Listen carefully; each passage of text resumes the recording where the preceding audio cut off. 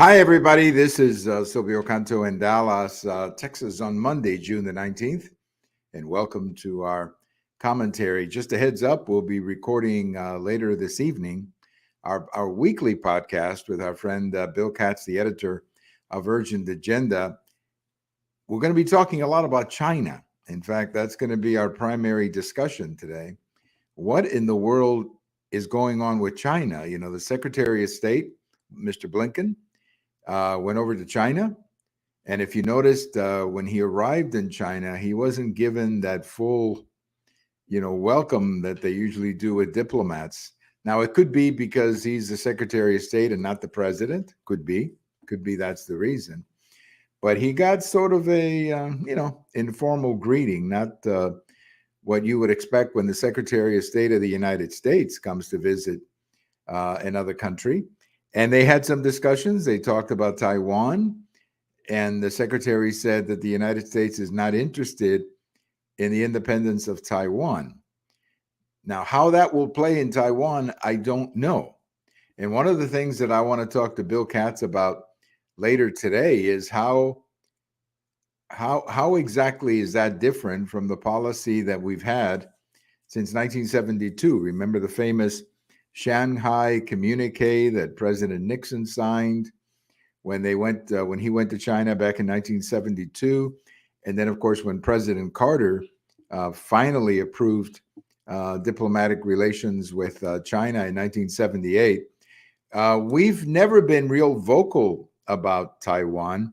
Now here lately, of course, we have been more, and I don't know. I mean, if we're not interested in the independence of Taiwan, but I guess we're interested in defending Taiwan, that maybe is a contradiction. I don't know. We will get into that. Or maybe it's not a contradiction. Maybe that's been our policy all along. We're going to talk about that with our friend Bill Katz today when we do the Week in Review, our weekly podcast. The other thing we're going to be talking about is China in this hemisphere, China in Latin America. You have recent moves by the government of China to get cozy with Cuba. Now, of course, there we're talking about a military outpost to spy on the United States. But what you have going on in Cuba right now is that you have a communist dictatorship in Cuba, completely broke. They don't have any money. They have no way of paying their bills. They cannot borrow any money because they've already, they've had to reschedule all their debts because they can't pay their debts. In fact, in some cases, some of their debt has even been canceled by some countries just as a way of helping the country out. But Cuba doesn't have the ability to stand on its own. Here come the Chinese, more than willing to provide some money, more than willing to help Cuba in exchange, of course, for having a military presence in Cuba. It could be very dangerous with the United States. I'm sure all of you remember from your history the last time that a communist country tried to have a military presence in Cuba, and that was, of course, the Cuban Missile Crisis. So what's happening with China and Cuba? Iran was also in Cuba. They visited Cuba. And then, of course, you have China and Venezuela, Iran and Venezuela. You have China in Central America. You have China, Brazil. I mean, it seems like China is everywhere these days in this side of the world. And how we're going to react to all of this, I don't know. But it is getting, I think, a little too tense, if you will, between the United States and China. And how all of this will play out, I don't know. It's going to be a big issue, I do believe, in the upcoming presidential election. That is exactly what our relationship with China is going to be. By the way, I have a post coming out on Tuesday morning, a little bit about China and their military. You know, the Chinese military is developing, expanding. They are not telling their soldiers about pronouns. They're talking about military strategy at a time when our military seems to be more concerned with pronouns and stuff like that. So I think we're at a critical moment with respect to China and with respect to our foreign policy. And that's why I believe very strongly that foreign policy is going to be a big topic in the upcoming election. I have a post Monday morning at the American Thinker talking about the indictment of President Trump. We're in week number 2 now. of that indictment. And something very interesting is happening to the politics of this issue. Two polls came out, one Harvard Harris and the other one Rasmussen. Now, I don't know much about Harvard Harris. I know Harris poll used to be around for a long time. I don't know if that's the same one. But anyway, Harvard, of course, the university. And they have a poll. And Rasmussen, they've been around for some time. They also have a poll. And in both cases, what their polling data is showing is that a majority of Americans now see the indictment of President Trump as political. The interesting thing about the poll is that independents, a majority of independents, see the indictment as political. And that, I think, of course, is deadly for the Department of Justice and for the prosecution of President Trump, because more and more Americans are looking at this thing and saying, why did you do this? I mean, didn't you have another option rather than indicting the President of the United States? I think also in the polling data, you see indications that the American people feel that there are two standards of justice here, one for Hillary Clinton and one for Donald Trump. And then there is, of course, the question of President Biden. He has a document problem too. What are they going to do about that? I mean, in fact, the fellow who's the special counsel for President Biden, nobody has seen this guy for months. There haven't been any reports in the press, these leaks based on people familiar with the situation. We haven't seen any of that about the Biden investigation. Now, to be fair, that doesn't mean it's not happening. I mean, it could very well be happening, and there could be a report coming out soon. But at the moment, it's awfully quiet. Now, that could be because the press is not interested in that particular investigation, or it could be because something is going on or something is not going on. I don't know. But I think it would be nice for the American people to get at least a report, at least show the face of the special counsel and say, the special counsel is here. Just wanted to confirm that he's still on the job. But that, of course, has not happened.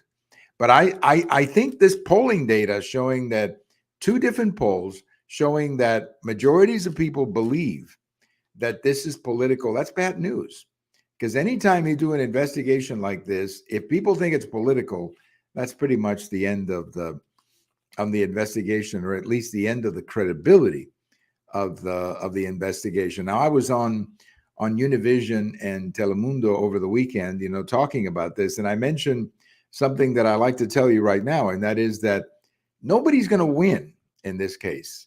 A lot of people are thinking that one side is going to win and the other side is going to lose. I don't think that's going to happen. I don't think that's going to happen because the country's so divided that if Trump wins, they're going to say that the judge in Florida was pro-Trump. And if Trump loses, then they're going to say that the standard of justice is different. So the country loses. And that was the whole point I was making in my interview at Univision as well as Telemundo, saying that the country loses. By the way, you can watch those two interviews. If you live in the Dallas area, you can go to their websites, Channel 23 in Dallas and Channel 39, and you can see those interviews. If I get some links, and I usually do get some links, in a few days, I'll put them up and share them with you. And it's in Spanish, so you can practice your Spanish. But nobody's going to win from this indictment. Nobody. The country is going to lose big time, and that's what concerns me more than anything else. Well, it was not a good week for the LA Dodgers. As you may remember, they had that Pride night, and they brought in those sisters. Well, the fans were pretty angry about it, and nobody came into the stadium. They were outside protesting. I guess eventually they came in, but not during the ceremony. Look, what's happening to these businesses, whether it's the beer company or the retail store or now the LA Dodgers, is that they're not listening to their fans. That's what it all comes about. If you're not listening to your customers, or you don't know who your customers are, then you're going to make stupid mistakes like this. And you're going to do things like this that once again demonstrate that you don't know anything about who your customers are. I mean, for example, the beer company. Why would you have a transgender man advertising Bud Light. I mean, it's crazy. That is just crazy. In the case of the retail company, why would you have all this transgender clothing, or whatever they call it, clothing, at the entrance to the store, when most of the people who go there to shop are mothers and children who are shopping who don't want to see that? And then, of course, the LA Dodgers is just a case of absolute stupidity. Why would you have a group associated with hating the Catholic Church and mocking the Catholic faith? Why would you have a group like that as part of your ceremony? I mean, it just makes no sense. So somebody's dropping the ball in these organizations. And the only message I can give to the CEOs and the leadership of these companies is, you got to clean house. You got to get rid of these people who obviously don't know who your customers are, because they're killing your company. They're killing your company. And you got to hire some people who understand what business you're in and who your customers are. And whether it's the beer company, whether it's the retail store, or the LA Dodgers, none of these organizations exist for the purpose of promoting one lifestyle or another. One is in the business of putting a good baseball team on the field. One is in the business of providing family products or family prices for the family. And the other one's a beer company. That's what they should be doing. That's what they need to be working on, not everything else that they seem interested in doing. So if you don't know your customers, you may want to spend some time trying to get to know them, because they're the ones who are paying the bills. They're the ones who are buying your product or your service. And if you don't know who they are, you may be surprised when they react the way they're reacting. Thank you for listening. Thank you for watching. As I said, this evening we'll record our podcast with Bill Katz. I'll have that up in the blog later on. And thank you very much for your time. Talk to you the next time. This is Silvio Canto in Dallas.